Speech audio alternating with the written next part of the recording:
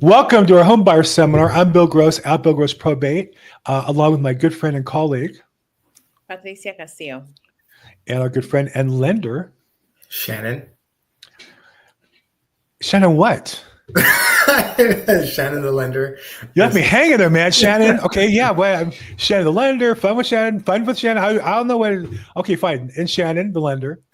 And hey, we get together every week to talk about either your first home or your next home, and what's going on in the marketplace. So, Patricia, what's going on? Yeah. Well, it's a busy time. I know last week we were saying it's gearing up, and it definitely is. Yes. I am seeing more buyers coming out now, regardless. I think the tariffs in the beginning, the news of the tariffs, and they finally hit, and the effect it had on the stock market, all that kind of got buyers a little bit nervous. But now they're just starting to come out of the woodworks again. I actually spoke to a buyer that saw one of my listings, and she just called me. We spoke on the phone, and I built rapport with her. She was very interested in getting pre-qualified. She sent us all her documents, and she's very motivated. So Shannon got her pre-qualified, and now we're ready to start looking for homes. So it's that simple. It's that quick. So yes, people are definitely out, excited and looking for homes. And now that spring is here, it's the time is here. People are moving. Yeah, time is now. Yeah, I think I agree 100% with that sentiment. I think that doing a podcast on real estate, I can say that there's obviously a colossal political battle going on in America today, in the world, and you can get into that or not get into that, and then people try to drag everything into that fight. But real estate is not. It's not that every American is go out and buy a house. Because really, normally in a normal year, we might have 5 or 6 million home sales. Last year, we had 4 million out of 300-something million American citizens. So it's not like everybody has to be able to go out and buy a house this year for it to be a great market or a good market. And there certainly is enough with rates at below 7% still. There's enough people who feel good about things to buy houses. There might be a lot of people who feel bad about it. And again, that's the political question. But there's enough, obviously, who feel good about things. I can just tell you as a listing agent who write offers on properties. And I'm stunned not by, in particular Los Angeles, the competitiveness of offers, not the lack of competition, meaning we still have offers going over asking and multiple offers and people calling on properties off market. So I don't know. What do you see, Shannon? What's your finger on the pulse tell you about the market right now? No, I mean, same with Patricia. I think we're picking up. That's for sure. I'm seeing more people applying, more people trying to get qualified. So I'm seeing an uptick on my end, big time, for sure. People are definitely trying. And I do have a topic for today. And what I'm seeing a lot of is employment gaps. So people that are, have a job, but for whatever reason have, what got off work or, weren't working for anywhere from 3, 6 months, even a year. And they got back on their job. So, just for those first-time home buyers looking, Fannie Mae and Freddie Mac, they do allow you to have up to 6 months of pretty much an employment gap. And what employment gap means is you're not working. You're still employed, but for whatever reason, you haven't been working. Something can be maybe you got hurt. Maybe you're on maternity leave. That's, a really good excuse. So those are the two main ones I see that could be pretty much quote unquote forgiven. But if you do have this gap, you have to realize that in order for us to include your income, you have to be working 2 years prior to this gap. And you got to be in the job, currently now. You can't just say, oh yeah, I'm off and I want to buy a house, which actually I'm surprising enough, I'm seeing some of that too. Say, hey, I'm employed, but I'm not getting a paycheck right now for whatever reason, but I want to get qualified with my current income. So, it definitely, if you're looking to buy a house, it's always a rule of thumb, 2-year work history. That's just across the board. Now, if you're going from one job to the next, that's fine. But when you're, going from one job to another and you have more than a month of you not having a job, that's where kind of things get a little slippery. It doesn't matter that you're moving jobs, but if, let's say, you got off on Friday, your last day, and then you went to another job Monday, that's fine. totally fine, especially if you did it for a pay raise. That's even better. But and a lot of people ask me, do I have to be at the same job for 2 years? No, you don't have to be in the same exact job. You can move one job to the next. I've even seen people move Is it that jobs. you have to be in the same industry, even though you may have a different title, but stay in the same industry, or can it be an That's a good entirely question. different role altogether in a different No, I industry? mean, you could be in a different I've gotten people approved that have gone from one industry to the next. However, if you are going from one industry to another, your prior income may not pretty much be calculated in a sense where, let's say you're going from, this job to another job, and your other job pays differently, not in a good way, but you're saying, oh, well, the last 2 years I've made X amount. Well, you were in a whole different industry. They're going to treat that totally different. Now, they do want to see, that you at least have employment for 2 years. So no, you can be in a different industry and it'll still count. That's totally fine. Now, for those that are graduating, and let's say you got your bachelor's, your master's degree, and you go into the work field, relatively right away, as long as you get a job within your field, we don't need a 2-year work history. So if you're graduated, got your bachelor's or master's as an engineer, and you are in an engineering job or in the field, we can definitely, just take that degree as quote unquote work history. But if you got your master's in psychology and now you're a secretary at, a law firm, for example, unless we can kind of tie those two together, you got to now have to have a 2-year work history. So that's another thing. And if you have longer than a 6-month stretch where you're employed, but you're not at your job, then that's where things get a little sticky. I'm not saying it can't work, but you better have a very, very good reason of why you're not employed. And so, I'm seeing a lot of people that, hey, they're injured, going on strike is another thing. Right. That's another big one. If you're on strike, and that's another thing. If you're on strike and you're buying a home, you got to wait until you're not in strike no more, right? A lot of people, I had a client that actually was getting paid weekly for being on strike. It wasn't much. It was like, I think it was like $700, $700 a week. Mm-hmm. And she's like, well, yeah, I'm still technically employed, but I'm like, well, we can't use your strike income because, one, that's not going to be forever. And number two, it's relatively low. So that's another thing. If the whole strike situation, it's not going to kill the deal, but the company, the bank is not going to fund until you have at least 30 days at your job, getting paid normally, doing, back on the right track and your normal hours, things like that. And the last thing I'll say is part-time to full-time. This is another thing I get where, hey, I was part-time, Mm-hmm. now I'm full-time. Can I use my full-time income? The answer is you can. However, there's a few ifs. One of them is you have to be full-time consistently. You cannot be 40 hours a week. When 1 week it's 38 hours, the next week is 39. The bank wants to see that consistent 40 hours a week if they're going to use your new, full-time income. And you still have to be at the job for 2 years. So Yeah, that's a really good point, because I did have a buyer last year where she was stating that she worked 40 hours a week.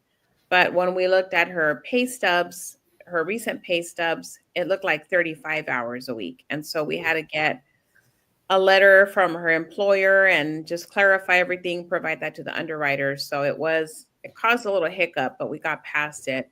But they do want clarification, right? The lenders want to make absolutely sure that all your documents are going to line up. Everything is going to match what you're stating that you're earning and the hours that you're working.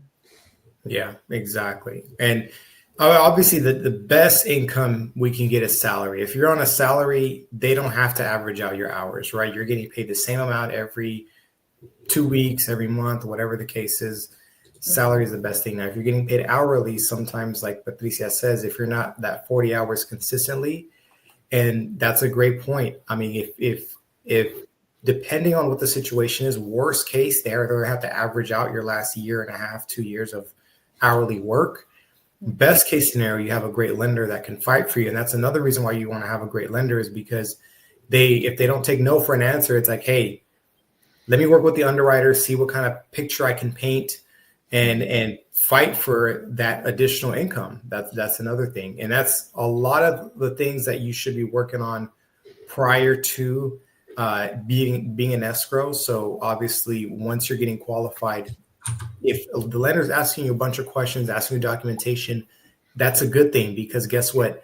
They would rather get clarification now than when you're in escrow and you're in the knee deep of things, and now there's real issues that weren't cleared up initially. So, I don't know what the percentage is, but it seems to me, having been in lending since 1986, before Patricia was born, probably before Shannon was born, is that true? I think it's true. Yeah. Were you born after 86?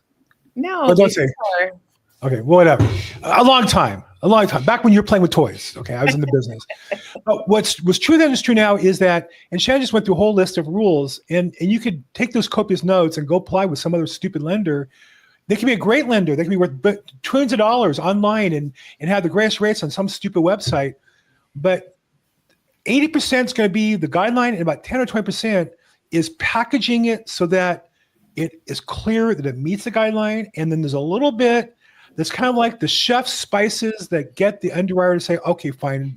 They send you an email, they send you a text, they call you on the phone, and you have a split second to give them information, and they approve the deal or they don't approve the deal. And once it's off the tracks, my experience is that deal is hard to get back on the tracks. And that's why you need a lender. It's not that these rules exist for everybody. They do exist for everybody. You need a lender like Shannon, which I have to tell you, I'm impressed. I've known you now for a couple of years. How long have we been doing this now? A couple of years? With Shannon, I think we started, was it last year? Yeah. Maybe a year or so. Still, I mean, I've known you for a while, and boy, you went through that and you hit the high points. And I don't think the key is that you know the high points. The key is that you know, so that when something else comes up, you know how to jump on it, and hopefully, I think, have the dedication and the resources, I believe you do, to fight and get that done. And that's for those watching, that's what you need in a lender, somebody who knows those rules so that you can work on the edge, because almost every loan has something on it that's imperfect. Almost every loan has some sort of edge case. It's either the credit, there's a thing, or the deposit, there's a thing, or the income, there's a thing. And that thing, you need your originator to fight. And I thought, Shannon, you did a great job there, just kind of demonstrating why you're so capable as an originator. No, thank you. And I think and you're exactly right. A lender is supposed to pretty much make you look great for the bank, right? And if not, it would just be an automated system, which I know a lot of big companies are trying to do. Just submit your documents, we'll spit out a qualification, or we'll spit out a yes or no, and that's it. But when situations that are not as simple, right? For example, I did have a client that was on strike during escrow. So I was able to just talk to the underwriter and said, if I can get one pay stub when they get back to work, can we just move this to prior to funding? And can we get loan docs? Can we do all this? I got a letter from the employer saying that she's still employed, surprisingly, even during strike, and saying that she's going to get her normal hours. She's been working here. I got 3 letters of recommendations. So that way they all accept it and we don't have to wait a whole month. And as soon as I got that one pay stub, which she worked like 10 hours for the week, just, a little bit, we got it through. But if it was just, like you said, if it was just based on the guidelines, I would have been screwed. Right. But it's like almost every file. I would think, I'm not disparaging your business or your book in particular. I just think in general in the industry. That's exactly right. Almost every file, the property this, the appraisal that, the escrow thing, that there's always like one or two. The way I look at it is, it's kind of calling a lender online. Like, I don't want to disparage any company, Rocket Mortgage, or a major bank, Bank of America, Wells Fargo. Just walking in. Now, they're good. There are good originators at those companies, but they're like the top 1% are good. The rest, the average ones are horrible. The bottom 90% are horrible. And going to one of those companies without picking somebody who's really great, it's like waking up in the middle of the night and going out on a date for a woman without your makeup or your hair done or whatever. You could do it. It's done.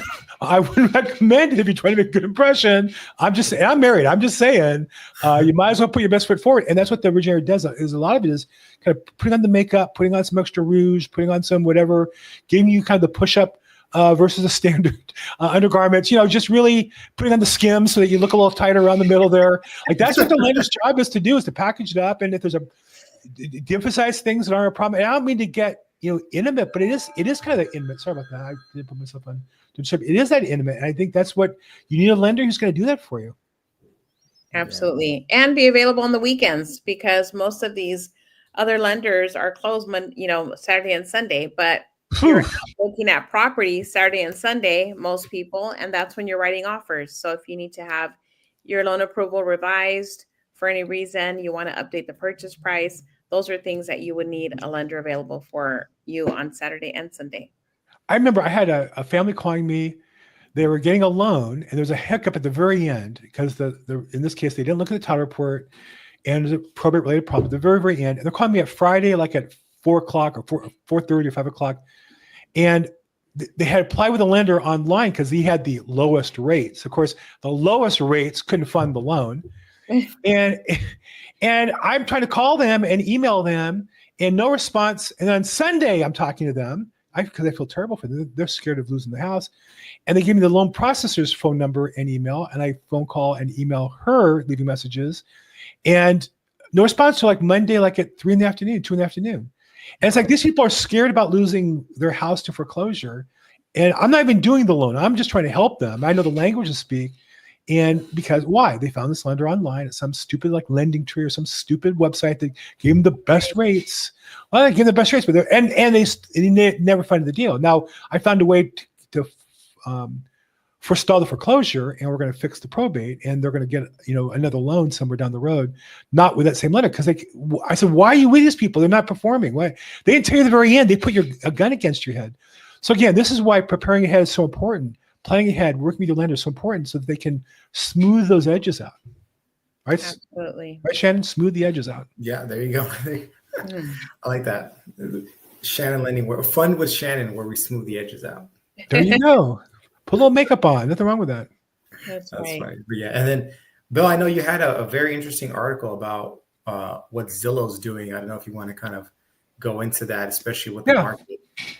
Yeah. So there's been this, unfortunately, and I think my politics should have come through. I'm an American. I believe in freedom, liberty, and free enterprise. And we've all been in real estate affected by one lawsuit in one court in St. Louis with one judge, one jury of 12 people.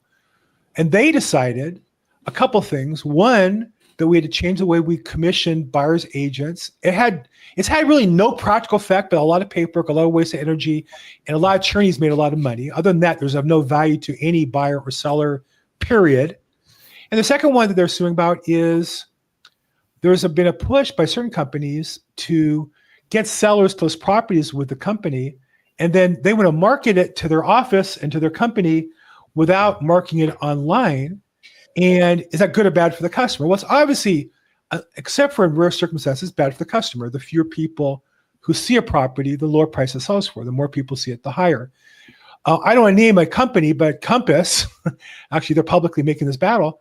They want to push to where more and more of their listings are only sold by their agents, which I think is their prerogative. Just don't pretend you're doing it because of the customer. You're doing it because you want to make more sales, more profit at your customer's expense by getting lower property.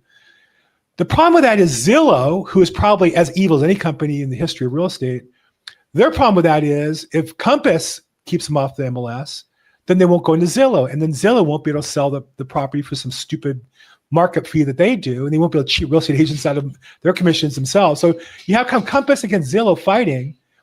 And Zillow is actually doing the right thing in a sense for the wrong reason. They're saying, no, all listings should go online to everybody and they should be 100% marketed.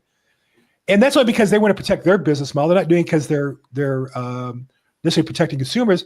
And then out of all companies in the world to line up with Zillow is eXp, which is the company I'm affiliated with. It's a great company. We're very customer focused. And the reason we do it is our president of our company, Leo Pareja, says, and I think he's 100% right, the more people see a property, the better price and service and terms our sellers get. Of course, a seller can choose to keep it private for whatever security or personal reason they want to. That's their prerogative. But let's not pretend we're doing it all the time for the customer. If we're doing it for ourselves, let's just be honest with the customer. We want to make more money on your listing. Are you okay with me cheating you of a couple $1,000, putting it in my pocket? Most customers are going to say no.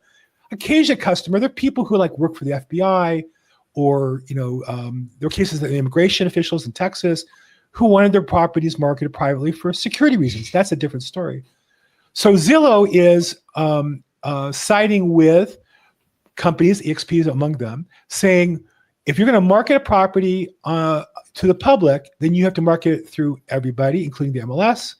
And you have Compass at the other end saying, we want to be able to put the listings on our own and do that to our benefit. But we also want to put it online when we want to and keep it in our own pocket and pick and choose. And that's what the battle is. And at this point now, it's not a battle of law. It's really a battle of marketing and which is better. And I am firmly, and I've experienced this my entire career, that the wider the net, the more fish you catch. The more places you put a property, the more people see it.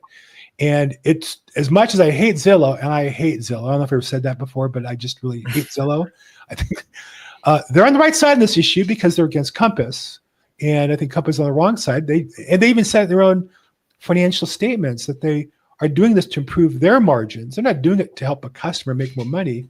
I know the market material, they talk about how it's good for the customer, but I think anybody in real estate realizes if you only show the property to Compass agents and you don't show it to the broader market, you're really not serving your customer most of the time. There's exceptions, but most of the time. Mm-hmm. Did that cover it a little bit? No, that was good. Does my hatred for Zillow and Compass both come across? I want to make sure.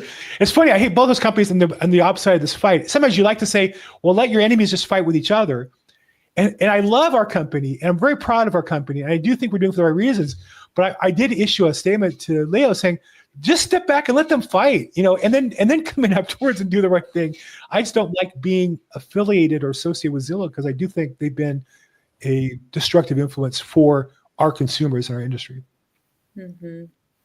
Yeah. Well. But Bill, don't talk about Zillow. They might do something to you. I'm 66. I have 2 grandkids that love me. I don't care.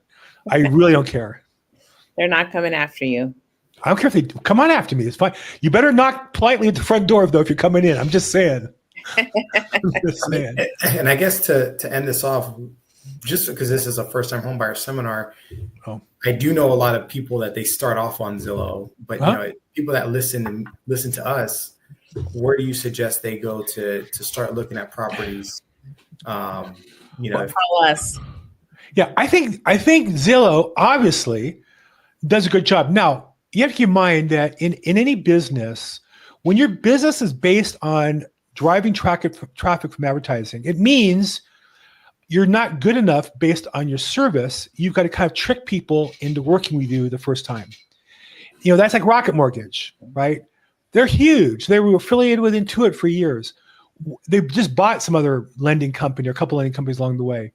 Why did they spend so much on advertising? Because their service on average is horrible. Nobody would use them if not for their advertising platform that drives a lot of traffic to their websites. And that's Zillow. Now, if you're a consumer and their website serves your needs, I don't think there's anything wrong with when you look up a property and you put the address in, they're going to pop up towards the top because of the money they spend with Google and Facebook ads and all that stuff. I do think that, though, you're better off consulting with an agent and getting clear on exactly what you're looking for. And I know that Patricia, and I don't really work with buyers as much, but when I do, I can create a customized search in my MLS for what my customer's looking for, and both have them and me notified as soon as something comes up. We can do it through our websites, or we can do it through the MLS membership. We have those tools plus more. And so depending on what the customer wants, we can create a customized solution to help them find out what their needs are. That doesn't mean they shouldn't also be looking, and they might not find something on Zillow. One of the things I found, though, was often buyers would see a property on Zillow. Oh, this thing looks great. Well, there's a reason why it looks great and so much better than everything else. And usually there's some unstated information that the agents see that they don't put on Zillow to the public. So, but I would just say the best place to start, of course, you can go online and you should always verify everybody's information. But if you don't have a real estate agent that you trust and you guys aren't working together on searches and refining your criteria, then you're probably not as well served as just letting Zillow do it for you. Patricia, what do you think? Mm-hmm. Yeah, absolutely. I mean, when you're marketing a property for sale, you want to attract the most amount of people as possible, right? So I don't see how the private listing is going to serve the consumer, but it's kind of like if you have an open house, you want to invite everybody, the whole public, Right. to come in and see the open house. You can't stop people at the door and say, well, you can't come in, right? We're only letting this certain group come in. But in order to get the most for the property, you need to have the most exposure. But when you have a buyer who calls you and says, "I'm looking for a new house. I want to live in Downey. I want to this. I want to that." What tools or systems do you recommend for that person Oh, to be up to yeah. date on the market? Well, I set up their search to the MLS, and sometimes if they have really specific requests, like let's say they want, because I don't want to inundate them with a lot of homes that are not going to meet their criteria, but let's say they want, for example, a lot size over 6,000 or 8,000 square feet in a certain county, then I will handpick the listings and send them a link that'll show all of the properties there that meet that criteria. One of the things that people don't know, I think, is that Zillow obviously is a national and international company. And so their website data requirements, there's certain data that they get fed, and there's other data fields they don't get fed that are in the MLS. And in every area, certain MLSs have certain fields that don't get shared for whatever reason. They're non-standard fields, but they're important enough that the MLS put them in there to serve their customers. So for example, my rule, probate. Most MLSs don't have probate yes or no and court confirmed yes or no. When I have buyers who are looking for those properties, I can put in a yes or no. Zillow can't do that. So I think that, again, it gets down to you find the agent that's looking out for you and your needs, rather than a company that's looking out to deal with 5 million customers, and you're going to get a better individual service. And that's why if I was looking to buy a house in Southern California, call Patricia. If you want to buy a probate house, call me. I'm sure she could do a good job. Obviously, I feel like I could do better. That's just how I am. But if I was going to buy a regular house, I would definitely call Patricia, because I don't really know the ins and outs as well as she does of the market and those things, and how to set those searches up. That's something she would do. And I'm pretty sure the MLS, right? You guys probably get it before Zillow and all these other websites get it too. And I even heard there's some properties that are just on the MLS, or maybe the ones that are coming soon or things like that. Right. So I heard that you guys get specific properties as well that may not even show up on these other sites too. Well, and there's different searches for different people, and you can customize it more granularly in the MLS. And every MLS is different. I belong to Claw. Which one are you in, Patricia? CRMLS. Okay, so they're a little different. They're actually a little bit different. So for me, for example, it's per location. There's competing companies. There's another MLS, I think, in Inglewood, and there's another MLS in the Valley, and there's a couple of different and yet CRMLS is probably, I think, the biggest by footprint, covering the bigger area. Claw, I think, was the biggest by total dollars sold. So they're the two are the largest in the country. But mine's more common in West LA. It's called the Combined LA West Side MLS, and hers is more common, I think, overall Southern California.